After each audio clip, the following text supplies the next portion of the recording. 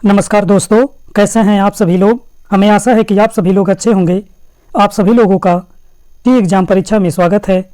आज हम भारत का भूगोल के टॉपिक अपवाह तंत्र, प्रमुख घाटियाँ, प्रपात एवं झीलें को एमसीक्यू के बेस पर डिस्कशन करेंगे, जो कि बिहार की परीक्षा के लिए बहुत ही महत्वपूर्ण है। तो चलिए हम क्लास को कंटिन्यू करते हैं। क्वेश्चन नंबर 109 है, लूनी नदी के विषय में असत्य कथन है। ऑप्शन ए है, इसका समापन साहनी दलदल से होता है। बी है, सहायक नदियाँ इसकी सरस्वती, बूदी, सुकड़ी और जवाई हैं। सी है, इसकी कुल लंबाई 530 किलोमीटर है। डी है, उद्गम स्थल गुरु शिखर है। चलिए आप सभी लोग इसका आंसर बताइए। तो जैसा कि हम सभी को ज्ञात है कि लूनी नदी का उद्गम अजमेर ज़िले के दक्षिण पश्चिम में अरावली पर्वत श्रेणी का नाग पर्वत है। इसकी कुल लंबाई 320 किलोमीटर है। सरस्वती, जवाई, सुखड़ी, बूदी, लीलड़ी,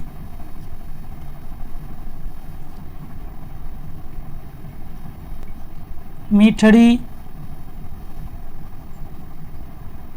नदियाँ लूनी की सहायक नदियाँ हैं। अपने उद्गम स्थल से 511 किलोमीटर दूरी तय करने के पश्चात ये कच्छ के रण में स्थित साहनी दलदल में विलुप्त हो जाती है। इस प्रकार ऑप्शन नंबर ए सही हो जाएगा और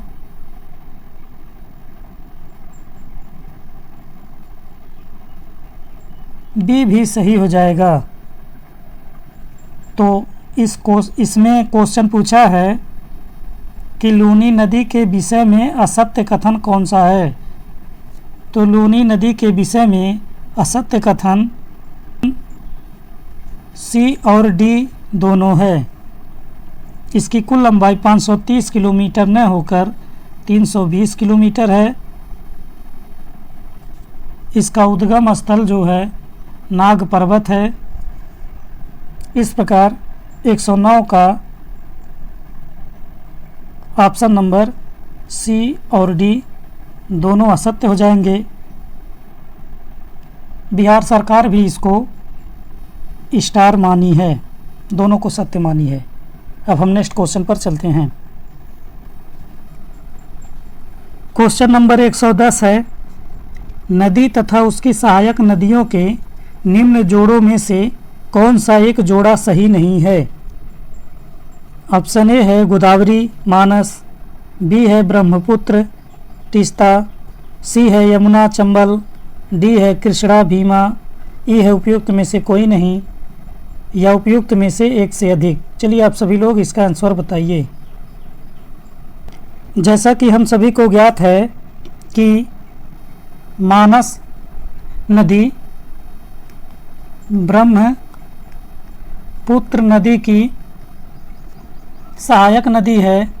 मानस नदी भूटान से होकर असम भारत में प्रवेश करती है और ब्रह्मपुत्र से दाहिने की ओर से आकर मिलती है। बात करते हैं गोदावरी नदी। गोदावरी नदी की सहायक नदी प्रवरा, पुरड़ा, मंजरा, पेनगंगा, वर्धा, वैनगंगा,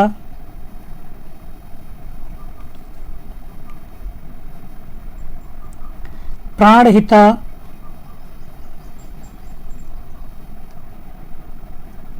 इंद्रावती, मनेर,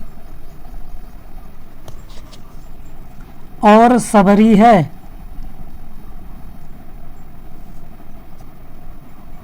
बात करते हैं तीस्ता नदी, तो तीस्ता नदी ब्रह्मपुत्र की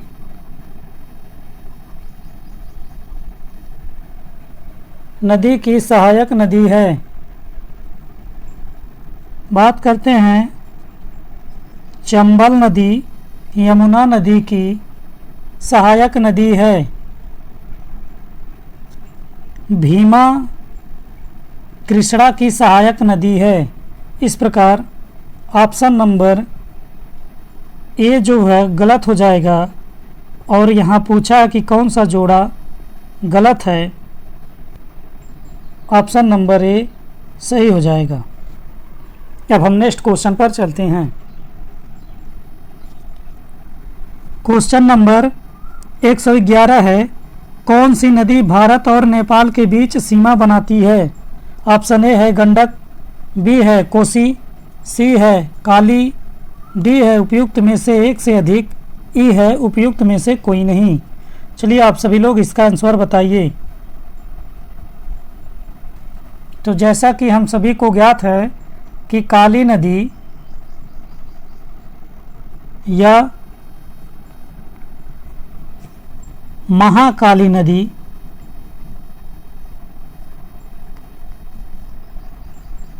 भारत और नेपाल के बीच सीमा बनाती है। यह 1816 में नेपाल और British Bharat east India company के बीच हस्ताक्षरित सुगौली जो कहाँ है, बिहार में है,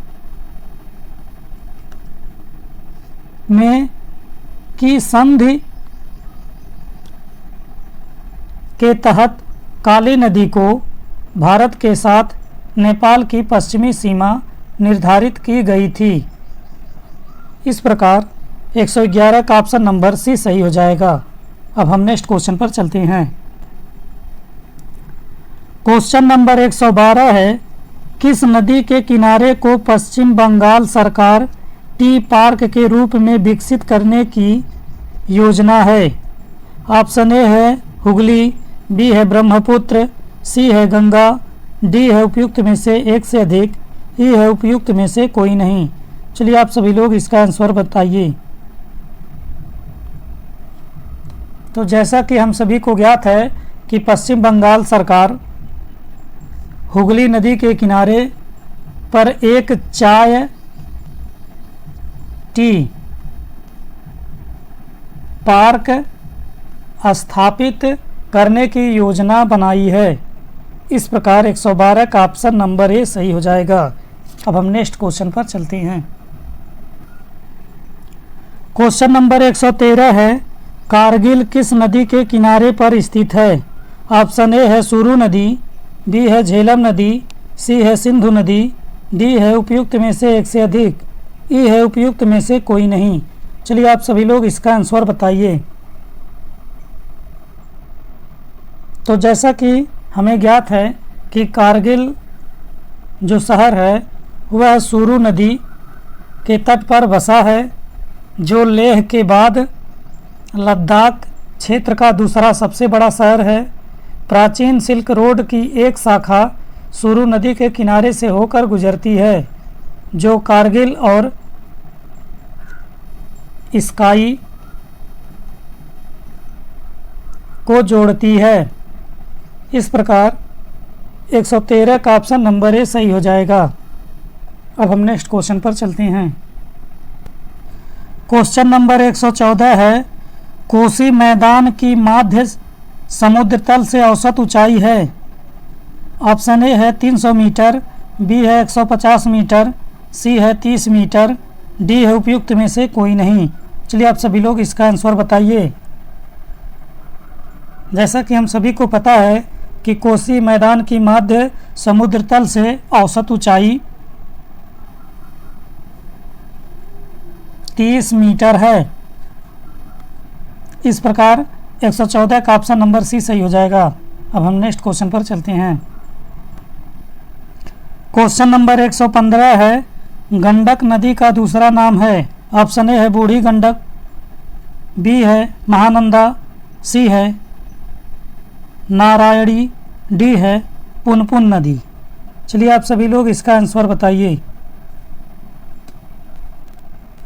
जैसा कि हमको ज्ञात है कि गंडक नदी का दूसरा नाम नारायणी है। इसका उद्गम नेपाल सीमा के पास तिब्बत में समुद्र तल से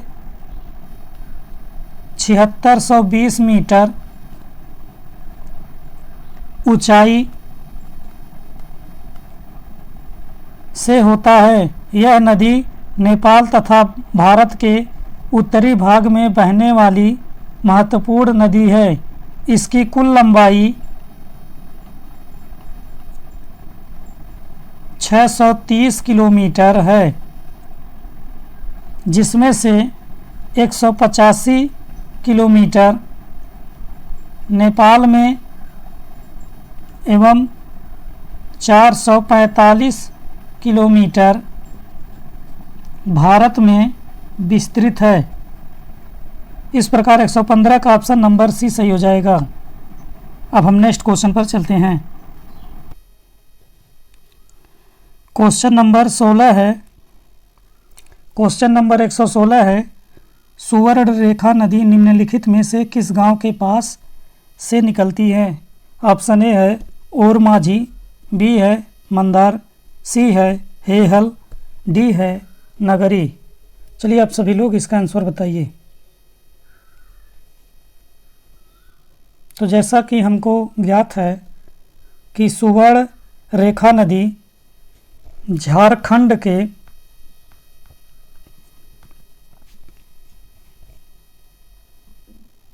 रांची के नगरी नामक स्थान से निकलती है,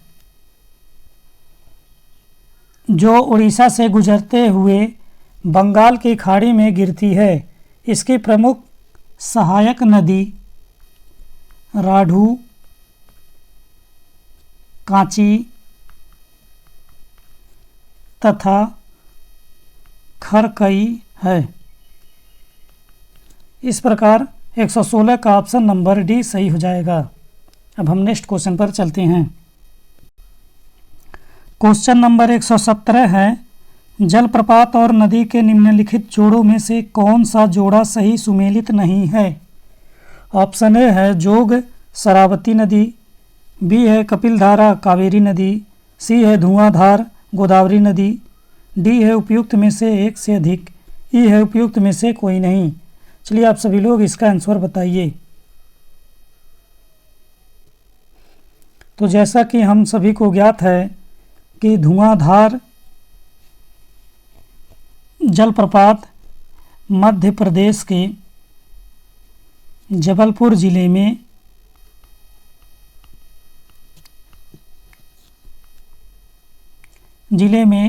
नर्मदा नदी पर स्थित है, न कि गोदावरी नदी। जबकि कपिलधारा जलप्रपात भी नर्मदा नदी पर मध्य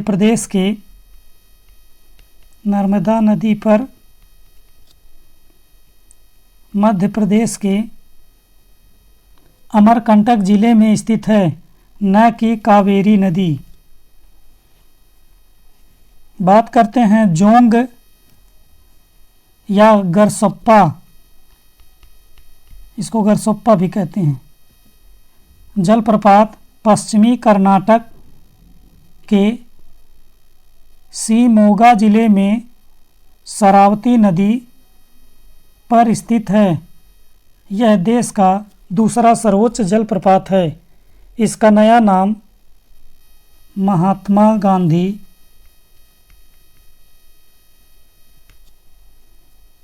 जलप्रपात है। इस प्रकार 117 नंबर क्वेश्चन का ऑप्शन नंबर डी सही हो जाएगा। उपयुक्त में से एक से अधिक सुमेलित नहीं हैं। अब हम नेक्स्ट क्वेश्चन पर चलते हैं। क्वेश्चन नंबर 118 है, लिखापानी हिमनद भारत के निम्नलिखित में से किस राज्य में स्थित है? ऑप्शन ए है अरुणाचल प्रदेश, बी है हिमाचल प्रदेश, सी है सिक्किम, डी है उपयुक्त में से एक से अधिक, ई है उपयुक्त में से कोई नहीं। चलिए आप सभी लोग इसका आंसर बताइए। तो क्वेश्चन नंबर 118 का ऑप्शन नंबर ए सही हो जाएगा। अरुणाचल प्रदेश में स्थित लेखापानी दर्रे के पास लेखापानी हिमनद स्थित है। यह हिमनद उच्च हिमालय में अरुणाचल प्रदेश और म्यांमार की सीमा पर स्थित है। जैसा कि हमको ज्ञात है कि लेखापानी असम राज्य के तिनसुकिया जिले में स्थित एक नगर भी है जो कि अपने चाय बागानों के लिए प्रसिद्ध है। अब हम नेक्स्ट क्वेश्चन पर चलते हैं। क्वेश्चन नंबर 119 है, निम्नलिखित में से कौन सी सहायक नदी ब्रह्मपुत्र से उत्तर दिशा से नहीं मिलती है? ऑप्शन ए है सुमनसिरी, बी है बेलसिरी, सी है मानस, डी है उपयुक्त में से एक से अधिक, ई है उपयुक्त में से कोई नहीं। चलिए आप सभी लोग इसका आंसर बताइए। जैसा कि हम सभी को पता है कि ब्रह्मपुत्र नदी हिमालय के उत्तर में तिब्बत के पठार पर स्थित मानसरोवर झील के पास से निकलती है और हिमालय के साथ साथ पूर्व की ओर बहती है। यह 3 देश चीन, भारत, बांग्लादेश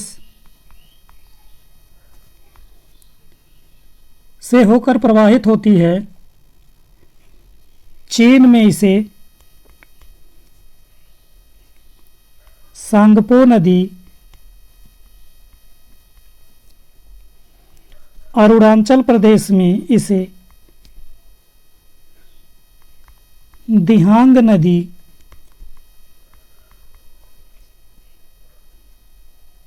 असम में इसे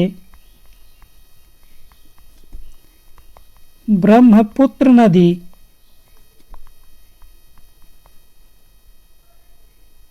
तथा बांग्लादेश में इसे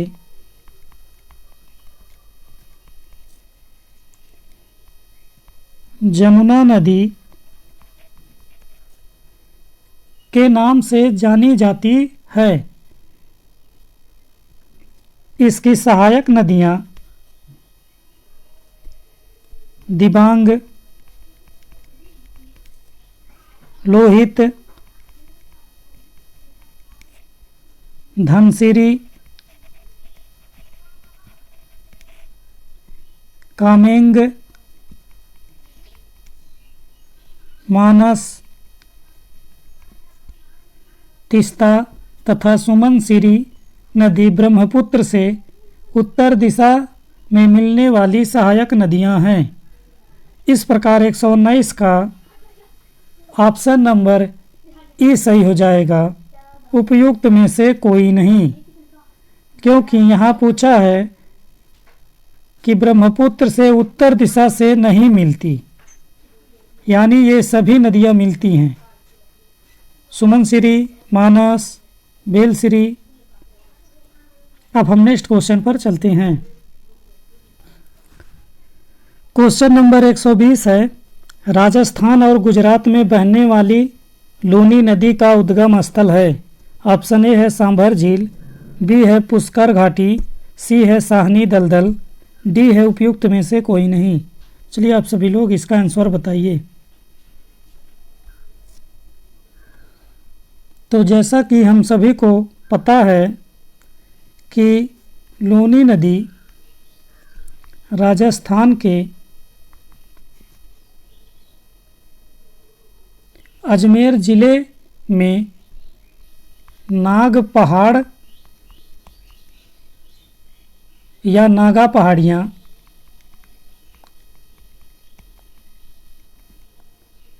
से निकलती हैं।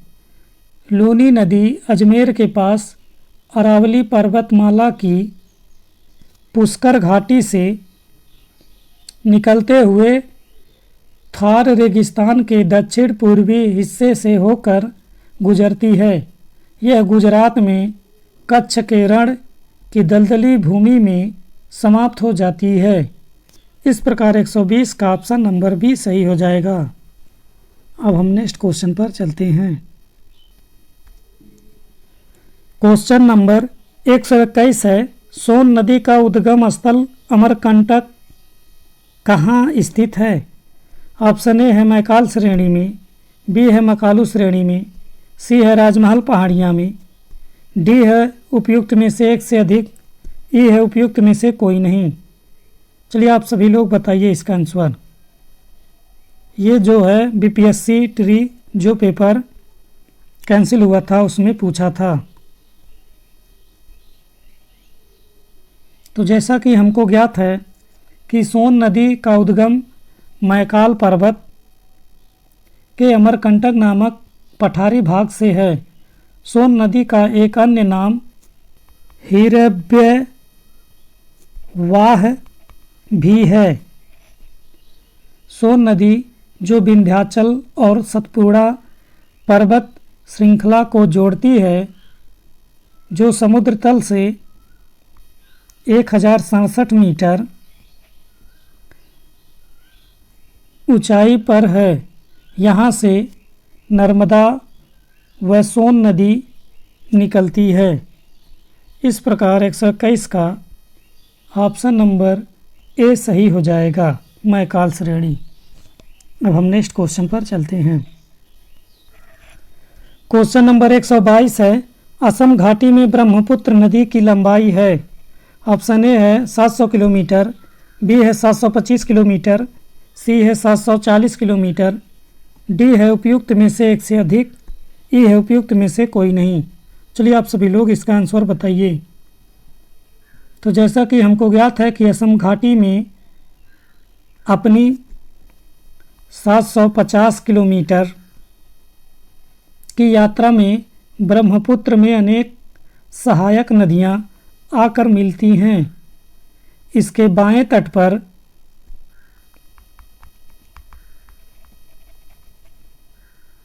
मिलने वाली महत्वपूर्ण सहायक नदियां में सुबन सिरी, कामेग,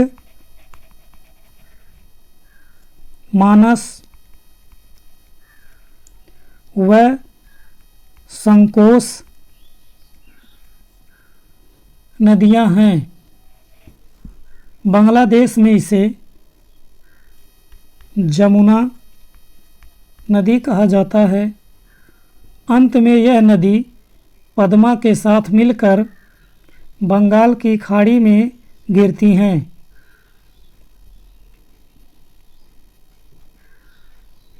अतः उपयुक्त में से कोई भी विकल्प सही नहीं है। इस प्रकार 122 का ऑप्शन नंबर ही सही हो जाएगा। अब हम नेक्स्ट क्वेश्चन पर चलते हैं। क्वेश्चन नंबर 123 है, बांग्लादेश में स्थित यमुना, पद्मा, मेघना दोआब की सागर तल से ऊंचाई है।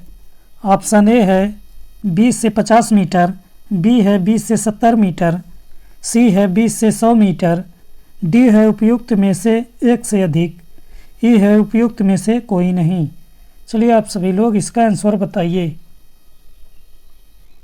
तो जैसा कि हम सबको ज्ञात है कि बांग्लादेश में स्थित जमुना, पद्मा, मेघना दोआब की सागर तल से ऊंचाई 20 से 50 मीटर है। डेल्टा क्षेत्र में इन नदियों की ढाल बहुत कम है, जिसके कारण आसपास के भागों में पानी भर जाता है। यहाँ के मैदान प्रतिवर्ष नदियों द्वारा लाई गई मिट्टी की परतों से बने हैं, जिसके परिणाम स्वरूप भूमि अत्यंत उर्वरक है। इस प्रकार 123 का ऑप्शन नंबर ए सही हो जाएगा। अब हम नेक्स्ट क्वेश्चन पर चलते हैं। क्वेश्चन नंबर 124 है, चंबल नदी के अपवाह तंत्र का प्रकार है। ऑप्शन ए है अध्यारोपित प्रवाह, बी है पूर्ववर्ती प्रवाह, सी है वृक्षाकार प्रवाह, डी है उपयुक्त में से एक से अधिक, ई है उपयुक्त में से कोई नहीं। चलिए आप सभी लोग इसका आंसर बताइए। तो 124 का ऑप्शन नंबर ए सही हो जाएगा, अध्यारोपित प्रवाह। जैसा कि हमको ज्ञात है कि चंबल नदी अध्यारोपित प्रवाह तंत्र का प्रकार है। अध्यारोपित अपवाह तंत्र स्थलखंड के ढाल का अनुसरण नहीं करती है। सोन नदी भी अध्यारोपित नदी का उदाहरण है।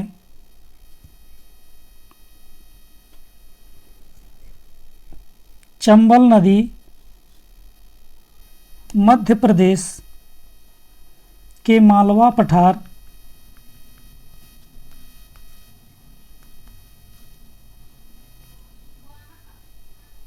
में मऊ के निकट निकलती है और उत्तरमुखी होकर एक महाखड्ड से बहती हुई राजस्थान के कोटा में पहुंचती है, जहां इस पर गांधी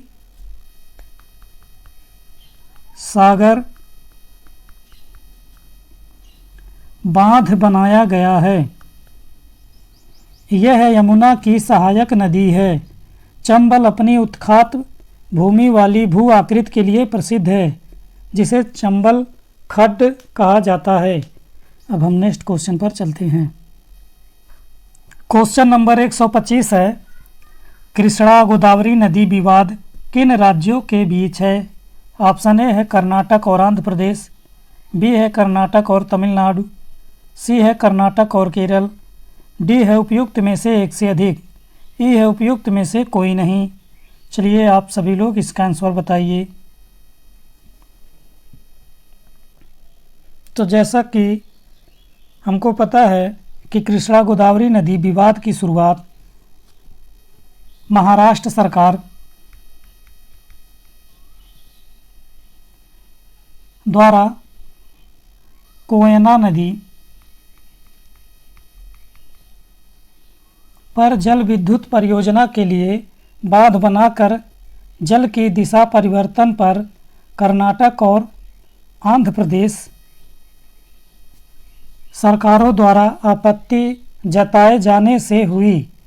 इससे इन राज्यों में पड़ने वाले नदी के निचले हिस्सों में जल प्रवाह कम हो जाएगा तथा कृषि और उद्योग पर विपरीत प्रभाव पड़ेगा। भारत के प्रमुख अंतर्जातीय नदी जल विवादों में कर्नाटक,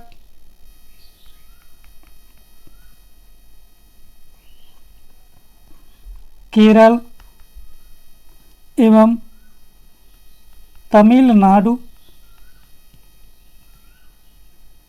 के बीच का कावेरी जल विवाद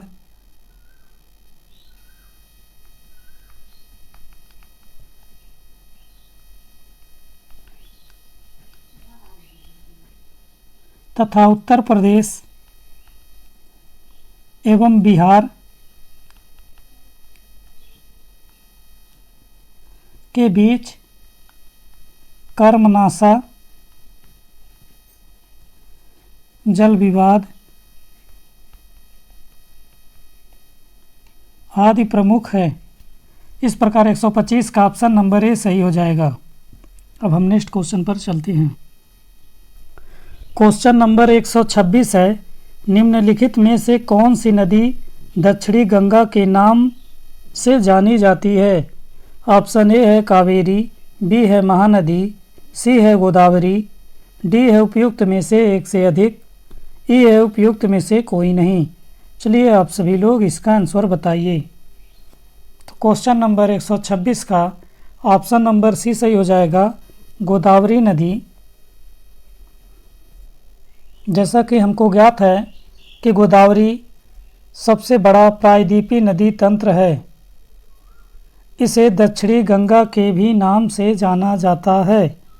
यह महाराष्ट्र के नासिक जिले से निकलती है और बंगाल की खाड़ी में जल विसर्जित करती है। यह नदी 1465 किलोमीटर लंबी है। इसका जल ग्रहण क्षेत्र बेसिन 3.13 लाख वर्ग किलोमीटर है। इस नदी का जल ग्रहण क्षेत्र महाराष्ट्र, मध्य प्रदेश, छत्तीसगढ़ एवं आंध्र प्रदेश राज्यों में फैला है। इस नदी की मुख्य सहायक नदियाँ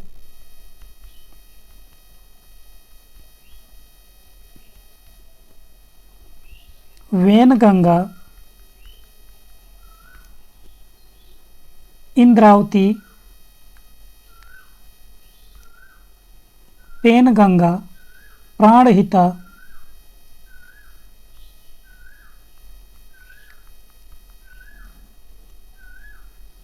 तथा मंजरा है। अब हम नेक्स्ट क्वेश्चन पर चलते हैं। क्वेश्चन नंबर 127 है, निम्नलिखित में से कौन सी उथली झील है? ऑप्शन ए है खारी झील, बी है सुपोषण झील, सी है अल्पपोषी झील, डी है उपयुक्त में से एक से अधिक, ई है उपयुक्त में से कोई नहीं। चलिए आप सभी लोग इसका आंसर बताइए। तो जैसा कि हमको ज्ञात है कि उथली झील, जिसे प्लाया झील भी कहते हैं, का एक प्रमुख उदाहरण खारी झील या साल्ट पैन होती है।